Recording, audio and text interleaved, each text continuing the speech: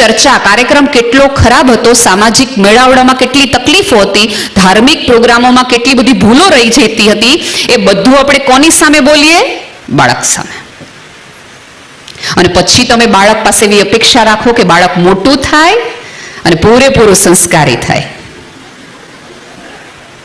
એવું તો કઈ રીતે બને? એવું તો કઈ રીતે બને? મોંઘામાં મોંઘા મોલમાં તમે જાઓ છો, કેટલી બધી શોપિંગ કરો છો, ત્યારે કોઈ દિવસ એવું કીધું છે કે કેટલું ખરાબ હતું, કાપડમાં કાંઈ લઈ લેવાનું નહોતું? એને તો 3000 ચૂકવાનો જ આપણને બહુ આનંદ હોય. 3000 નો ડ્રેસ લીધો એટલે છોકરાને એમ થાય ખાડું પૈસા વધુ દ્યો ને એ વસ્તુ હારી જો, એમાં કઈ વાંધો હોય જ નહીં. ચોક્કસ કોઈ ક્ષતિ રહી જતી હોય, કાર્યક્રમો છે, બધું જ છે, પણ તમે જે કાર્યક્રમમાં બાળકને લઈને આવ્યા હોય ને, એના ગુણો અને એના દુર્ગુણો બાળકની સામે નહીં, બાળક સાંભળે ત્યારે નહીં, પછી કહેવાનું રાખો.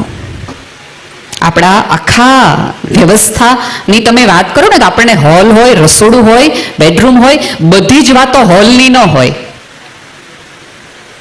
ભાઈએ વાત કરી કે ભાઈ મોબાઈલમાં બહુ જ આ પેઢી રહે છે, સહમત છું. હા, આ પેઢી મોબાઈલમાં સહેજ વધુ રહે છે આપણા કરતા. પણ ફેમિલી ગ્રુપમાં સૌથી વધુ એક્ટિવ કોણ છે? દાદા.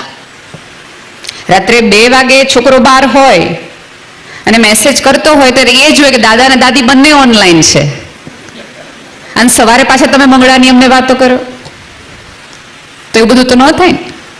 અને બીજું કે ચાલો બાળકો સ્ક્રીન પર ન જોવે, તમારી આંખોમાં જોવે. તમારી આંખમાં એટલી કરુણા, એટલો પ્રેમ અને સ્વીકાર છે કે બાળક સ્ક્રીનની બદલે તમારી આંખોમાં જોવે? ચોક્કસ બાળક તમારી સાથે જમવા બેસે મોબાઈલ બાજુમાં રાખીને, એટલે આપણે ક્યાંથી શરૂઆત કરી? રીંગણા ખાને, આ રીંગણા ખાય તો કોક દી મોટો થાય. આવડો મોટો થયો હજી રીંગણા નથી ખાતો.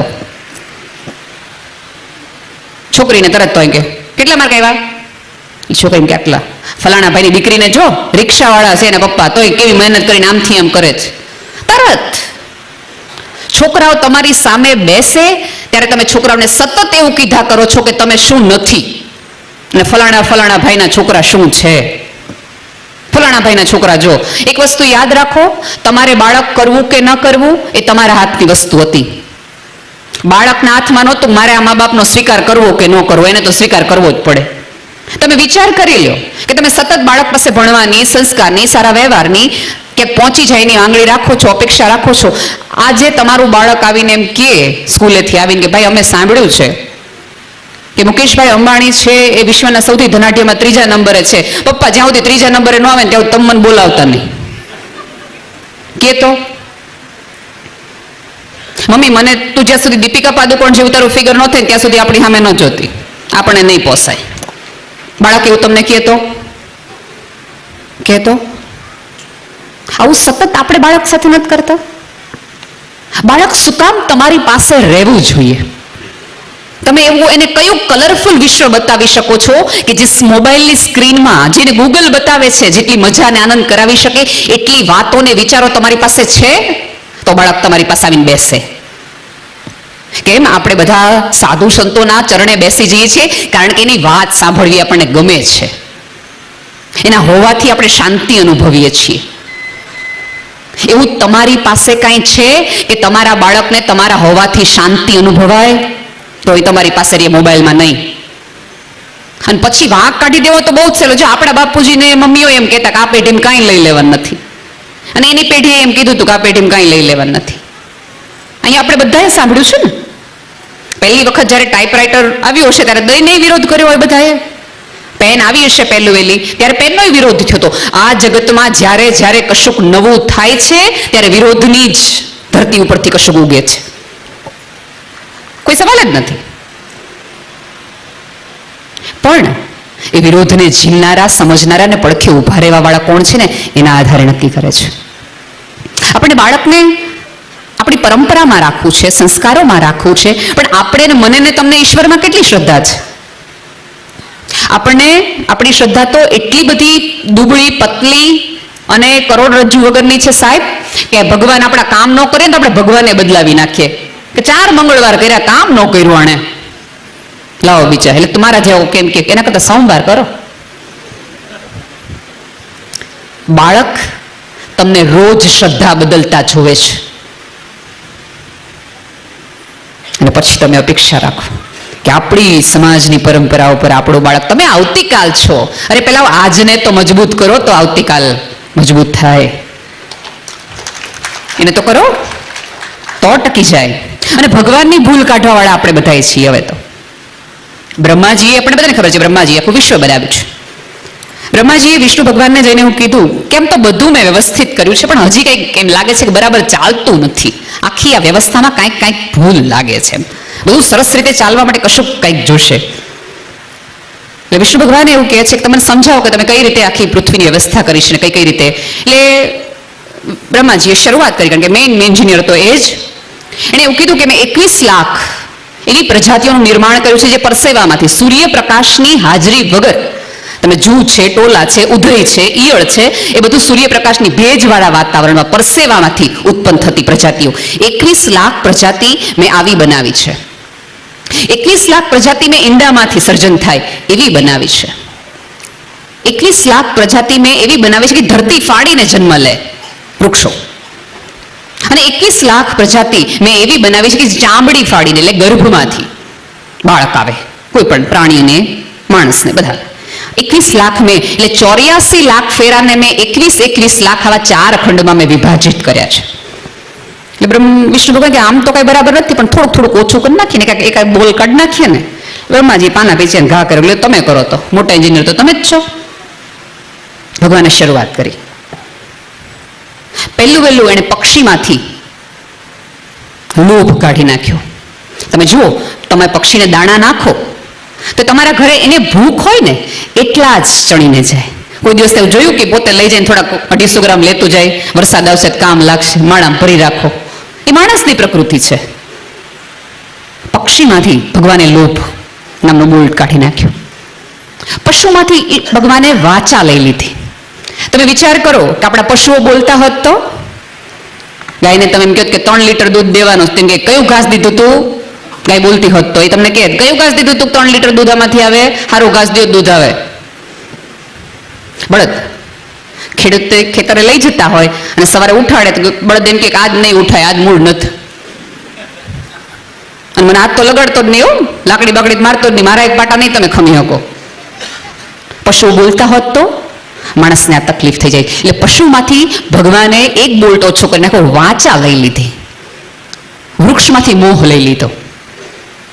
કોઈ પણ વૃક્ષ પોતાનો ફળ રખાય તો આંબો એમ કે હારી હારી કેરીઓ આપણા છોકરા માટે રાખી દેજો, હળેલા ભલે આ ખાતા, પાણી પીવા ક્યાં આવ્યા હતા. મોહ લઈ લીધો. પક્ષીમાંથી લોભ લીધો, પશુમાંથી વાચા લીધી, વૃક્ષમાંથી મોહ લઈ લીધો, અને માણસમાંથી સંતોષ લઈ લીધો. તે દોનો આ ગોળ કચાડો હેલા જ રાખે છે, હેલા જ રાખે, કાંઈ ફેર નથી પડ્યો.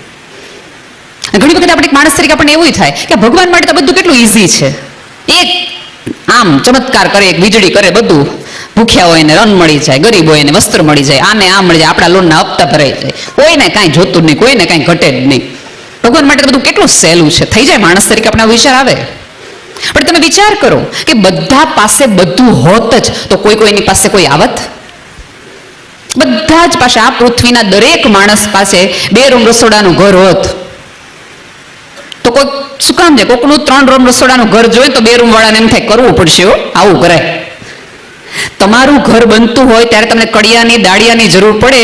એ કડિયા દાળિયા છે એ ઝૂંપડામાં રહેતા હોય ને એટલે તમારા કામે મજૂરી કરવા આવે કે આવા ઘર હાટું આપણું ઘર બનાવવું હોય તો આના ઘર મજૂરી કરવા જવું પડશે. એની વ્યવસ્થામાં ભૂલ કાઢી શકીએ ને એટલા બુદ્ધિશાળી તો હજી આપણે નથી થયા, ગમે એટલું વિજ્ઞાન આગળ વધી ગયું હોય.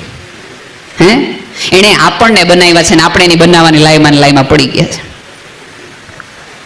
તમારા સંતાનને તમારાથી જોડાયેલા તમારા સમાજ અને સંસ્કૃતિ સાથે જોડવા માંગતા હો તો એને સાચી શ્રદ્ધાના ઠેકાણા આપો, અંધશ્રદ્ધાના નહીં.